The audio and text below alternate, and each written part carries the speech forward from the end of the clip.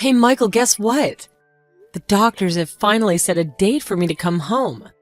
They've marked it on the calendar, and I can't wait to leave this hospital room. Just 3 more days and I'll be back home with you. I'm over the moon now. That's fantastic news, Marisa. I've been looking forward to this moment too. Don't worry, I'll make sure I'm there for you on the day. Work can wait. You're sweet, Michael, but the hospital's got it covered. They've arranged a special taxi for me, one that's wheelchair friendly. Everything will be fine. Just like how I get through everything. I just wish I had been more careful, Marisa. I want to be there for you, to support you through every step of your recovery journey. I feel very sorry for you. If only I had been more careful that day, you wouldn't have been in the hospital and… I really blame myself. It's not all on you. Don't beat yourself up like that. I was pretty out of it too, you know. We both learned from this experience. But I was the one not paying attention, glued to my phone. I should have been more vigilant and watching out for you. The doctors are optimistic, though. They think I might be able to walk again with some hard work and determination. So stay positive, Michael. We'll do it. And I firmly believe that one day, I'll be able to walk normally as long as I practice diligently. Is that really likely? I mean, I don't want to get your hopes up. Don't start doubting now, Michael. I'm determined to walk again, and I'll do whatever it takes to make it happen. I'm so sorry for everything, Marisa. I truly am. Don't be too hard on yourself. I'm just glad you were there with me. It would have been much worse to face it alone. I still feel responsible for your fall. Then promise me you'll be more careful in the future. And if you're not, I might not be so forgiving next time. I promise. No more distractions. I'm really sorry, Marisa. I'll do better. I promise. Come on, Michael. Let's put it behind us. When I get out of here, let's celebrate, not dwell on the past. You're sure you're not mad at me? I can't shake off this guilt. What's the point of being mad? What happened is in the past, and dwelling on it won't change a thing. But it might be a while before you can walk again. And I hate that I contributed to that. There's never a moment when I don't recall the scene that day. The feeling of helplessness and guilt was always in my mind. Being angry won't help me walk any faster. I'm focusing on getting better, and you should too. You're right, of course. I just need to learn to forgive myself. Are we going over this again? Let's focus on the positive, like planning our celebration when I come home. I'm looking forward to being discharged from the hospital, and then we could have a party to welcome me back. I'm sure we'll have a lot of fun that day. Absolutely. This goes without mentioning. Okay, I'll pick up something special for us then. What do you want for dinner? I'm not sure how cooking's gonna go in this wheelchair. Maybe we should order in. Good idea. We can have dinner delivered. Whatever you want, just let me know. I'll order your favorites. Perfect. I'll have my hands fully adjusted on the way to the house. I'll order us something nice. And Marisa, if you need help with anything at home, just let me know. Thanks, babe. I'll try and figure it out first, and then we can see if we need to change anything. I'm here for you. All right. Just tell me what you need, and I'll help with whatever you need. We're in this together. Hey, Michael, can you do me a favor on your way back from work? Could you grab a bottle of vinegar for me? I'm stuck inside because of the rain, and I can't get it myself today. Huh? Wait a minute. What? Vinegar? Why do you have to do this now? It's been pouring all day, and I can't go out. I don't have a raincoat. It's just not possible for me to go. If you had a raincoat, you could manage, you know. But you choose to stay in. Stop trying to make excuses for your laziness, Marisa. I'm fed up with your excuses. What? I just need vinegar, that's all. There are plenty of stores on your way back where you could pick some up. Why are you being so difficult and upset with your wife, Michael? You're so annoying. Fine, but don't wait up for me for dinner. I'll eat out. Hold on a second. Really? You'll eat out? You'd rather eat out than make a quick stop? Look, the vinegar thing is your problem, not mine. You should have been prepared, but instead, you give me orders. Okay, you're being unreasonable here, Michael. Blaming me is one thing, but skipping dinner over vinegar? It's not just about the vinegar. It's getting harder to come home with everything going on. Are you saying I'm in the way? Your wheelchair makes it tough to move around the house. It's stressful. And you always use that excuse to force me to do this and that. And I suddenly realized that I was gradually becoming no different from a slave. Really? Is that what you think? I can't help that. You know, I need this chair. Didn't you say you were going to walk again? Or was that just talk? That's cruel, Michael. I'm still hopeful. The doctors think I can recover. It doesn't seem like it. I'm doing everything for you and getting nowhere. It's like I'm pouring all my energy into a black hole, and it's just not enough. I'm at my wit's end here, trying to find some way to make things better for us both. So you want a reward for helping me? Remember, I didn't choose to be in this chair. It's not like I'm sitting here enjoying your struggles. I feel helpless, and seeing you upset only makes it worse. We said we'd move on from the past, right? But it's hard when every day feels like a reminder of what went wrong. I'm struggling to keep that promise when the past is staring us right in the face. But you sound so bitter. You used to be so supportive, and now you're cold. It's like the warmth between us is fading, and I don't know how to bring it back. I'm tired of trying without seeing any progress. You're still defective, you know. I'm giving up my life here. Every day is a repeat of the last, and I can't see the light at the end of the tunnel. Calling me defective really hurts. Is that how you see me? Like I'm a broken thing? Not the person you loved? It cuts deeper than you know. Let's face it, you can't walk. You're stuck without me, and that's a burden I never expected to carry. It's not just about the physical help. It's the emotional weight that's crushing me. I never wanted to hear that from you. To think that I'm some sort of burden to you, it's heartbreaking. I thought we were in this together for better or worse. What's next, Marisa? More blame? I've kept quiet about wanting a divorce just to avoid drama. But it's eating me up inside. This constant tension and unhappiness. Divorce? You've thought about that? It's like a cold splash of reality. I knew things were tough, but I didn't realize you were at the breaking point. Yes, but our families would freak out. I'm trapped by Judy, but I won't be blamed for everything. It's like I'm stuck between a rock and a hard place, with no good way out. So you've been hiding how you feel to protect me? It's hard to believe that you'd keep such thoughts to yourself. I thought we promised to be honest with each other no matter what. Michael, I have something I'd like to talk to you about. Do you think you could come home as soon as you get out of work? It's important, and I'd rather we discuss it in person. I don't think so. My workload is overwhelming, and it's not letting up.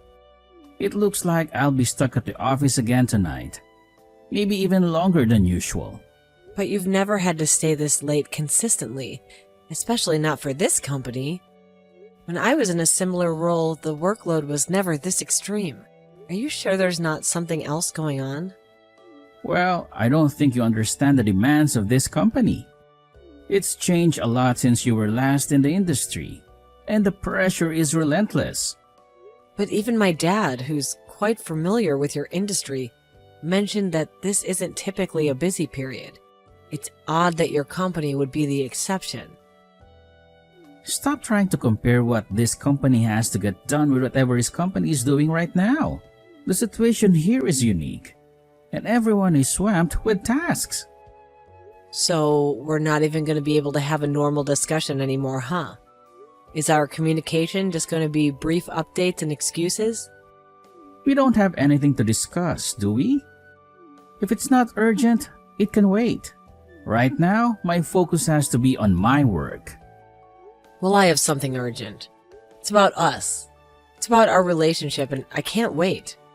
Then you can tell me right here, right now on the phone. If it's that urgent, why delay? I'll take a look at what you have to say later after you're done typing. Then I guess I'll let you know right now. Michael, you've been cheating on me, right? And I need to hear it from you. What? Do you have any proof of that? Because this is a serious accusation, and I need to know what's led you to believe such a thing. I found a letter in one of your suit pockets. It was from Valentine's Day, and had some pretty intimate things written on the inside of it. What the heck? You're going to start doubting me because of that?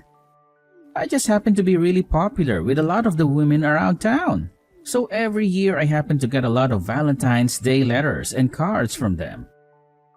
It doesn't mean anything. But this one is asking you what hotel you want to stay at next time. This would mean you're cheating on me, right? I don't know anything about that. I bet whoever was writing that was doing so as a joke or something. Stop trying to tell me that the letter is enough proof to say that I'm really cheating on you. So after all the times you've been seen outside of the house these past few months, you're going to try and hide the truth from me now? I'm not trying to hide anything from you though, Marisa. You already know that. If I'm to throw you away, your life will be over, right? You're still in that crappy wheelchair and you've gotten old. I don't think there are any men that will be willing to marry a defect like you now. So even if you were to find out that I've been cheating on you, you wouldn't be able to divorce me. You could have just told me that you knew about the letter in your suit pocket, and we could have carried on from there. Well, you can't consider some letter that I get all the time from random women as proof. You're freaking out so much right now that I'm having a laugh. What do you want to do about this? Do you want me to tell you that I'm cheating, just so that you can feel something again after sitting in that thing for so long? So you had been cheating on me then? I've had to live with a crippled woman. So don't act as though me having some other women around to play with is such a bad thing. You're such a jerk, Michael. I understand very well now that you're not the same Michael that I fell in love with. A mess up as bad as you has nowhere else to go but hell. Shut up already, Marisa. I've been trying so hard to have a life of my own. You've always gotten in the way of it. And because you fell down those stairs, I have to be the one to care for your butt. I didn't volunteer for this job, Marisa. I've said this a lot now, but you should be thankful that I haven't thrown you away yet. I'm not thankful for you at all now. Don't you say another freaking word.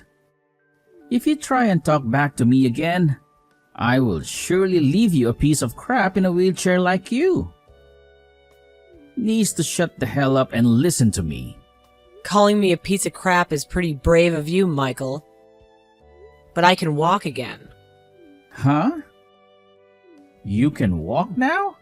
Yeah, I've been able to stand up on my own now for over a month. And as long as I have some things to support myself with, I'm able to walk. Stop trying to give me such BS lies. Just a few days ago, you were still in that wheelchair. That's because I didn't want you knowing I could walk again. I wanted to take a little bit longer to find a lot of good evidence of you cheating on me. so I played the part of a cripple for just a few days more. What?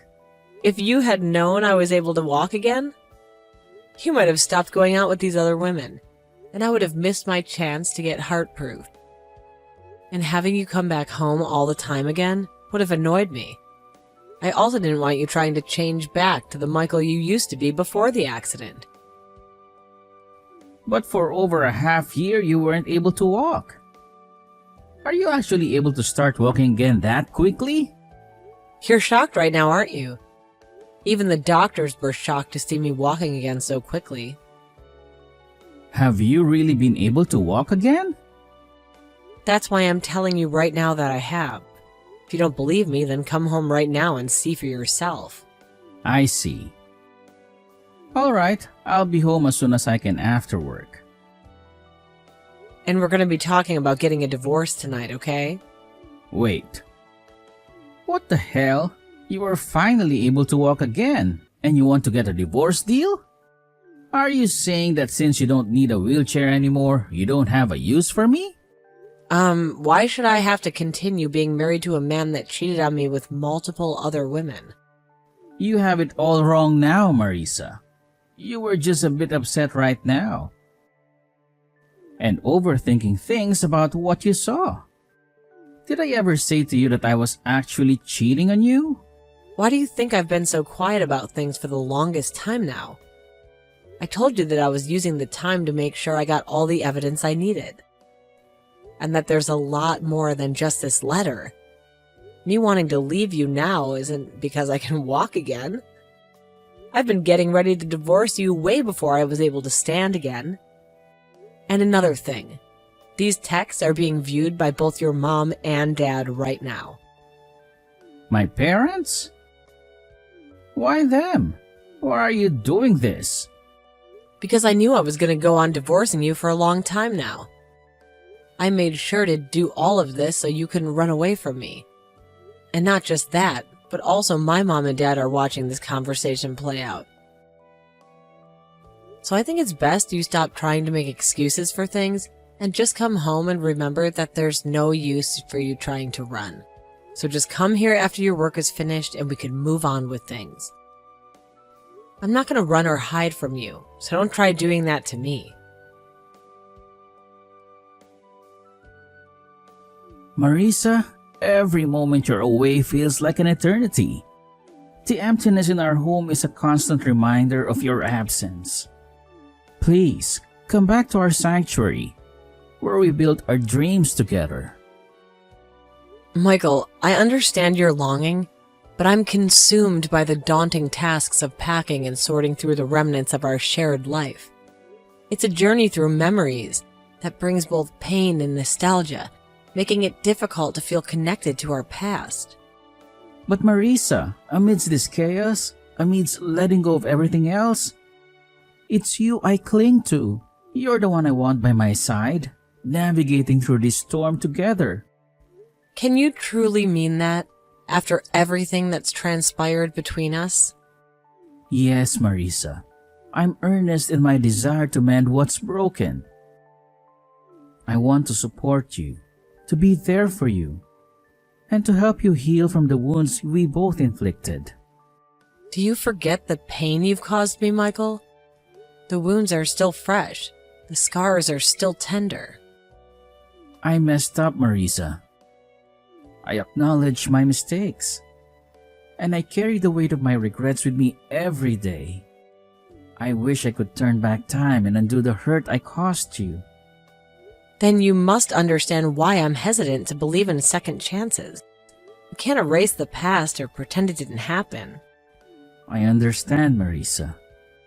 And while you can't erase the past, I'm determined to learn from it and to do everything in my power to make things right between us. So your guilt and remorse are what led you to seek solace elsewhere? To betray the trust we once shared?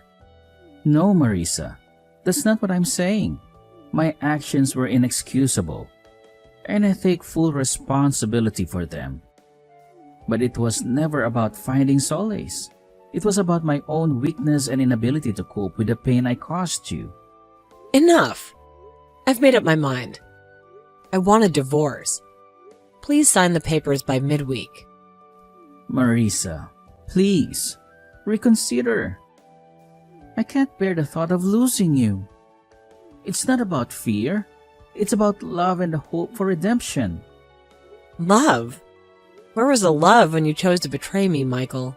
I'm sorry, Marisa. I'm filled with remorse. And I'll do whatever it takes to make amends and prove to you that my love for you is genuine. Your apologies ring hollow now, Michael. Words are meaningless without actions to back them up. I understand your skepticism, Marisa, but I'm committed to changing for the better. Please, give me another chance to show you that I'm capable of being the partner you deserve. It's too late for second chances, Michael. The damage has been done, and the trust we once shared is irreparably broken. I need to move forward without you. Goodbye, Michael. A few days after all of that, I received the divorce papers in the mail signed by my husband. I think after a few days of not talking to me and cooling off, he started to realize that what he'd done was hurting me so much. But all of that hate from him and the amount of times he cheated on me was unforgivable. So me leaving him for good was the right option, I think. And another thing that really caused me so much pain was that he threatened me by saying that if he divorced me, I'd never make it because I was in a wheelchair. I really thought that he was a kind man that understood the pain I was in after the accident, but he never once actually thought about how I feel. I'm sure that things like this happen with a lot of families, and having a family member end up in a bad accident where they can't walk anymore. But I think that most would come together after the shock and make sure that the afflicted is supported for however long it takes for them to heal. I feel, though, that had I not been paralyzed from the waist down, there would be some point in which Michael's true character would come out and cause a divorce. After the divorce, my dad did not hesitate to tell a lot of people about the kind of person Michael is. And since he's been walking on a thin line when going out to work, and I've heard the last woman that he cheated on me with happened to be one of his coworkers. So when that was figured out, his salary was cut, and he had to go on unpaid leave for a bit while HR dealt with things for someone that cared so much about himself and nobody else. He really let himself go through all the actions. 3 months after the divorce had happened, things had become so harsh for him that he ended up quitting his job at the company. And anybody that knew him stopped hanging out with him because they all looked down on him for what he'd done. And so I really don't hear anything anymore about what's happening to him. But I think it's over for Michael, and he'll never be able to return to the life he had a year ago before the accident. I've already gotten my half of the properties and the divorce from him, as well as my settlement, so there's nothing else I need to know or hear from that man. I don't even care about how he's going to survive now without a job or much money, and I shouldn't have to, right? I've been lucky enough to get back in touch with the company I worked for before the accident, and they allowed me to start working again from home. And because of all my friends and people that my dad have introduced me to, I've been able to stay busy with work and my life, and I haven't had to worry about having food or eating or a house to live in. But I'm still very reliant on having my cane to be able to walk, so I'm still going to rehab to make sure that my muscles grow stronger and my mind grows stronger as well. I'm not sure if I'll ever be able to freely walk without some kind of tool ever again, but I'm going to keep on training in hopes that one day I can, even if the potential for that is really low. If I keep on putting in lots of work, the chances will continue for me to grow. And along with that, I'm going to try my best to maintain the life I've already been given now, and I will never forget all the strengths I've had to make it this far already.